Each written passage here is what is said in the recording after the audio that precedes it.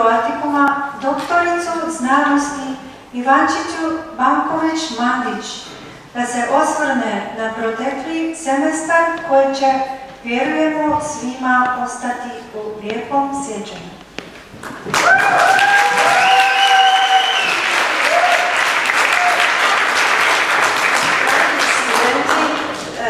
Lijep, srdačan pozdrav najprije vama.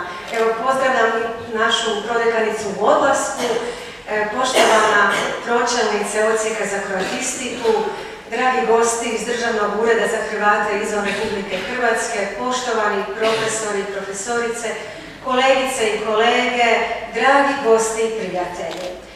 Jako sam sretna da mogu govoriti hrvatski kao mali svjetski jezik pred skupinom, pred publikom koja dolazi iz 65 zemalja svijeta.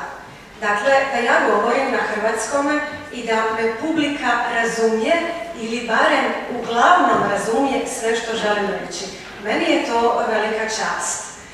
Želim zahvaliti studentima iz programa međunarodne mobilnosti koji su odabrali upravo Croaticum program da nauče hrvatski jezik. Također zahvaljujem potom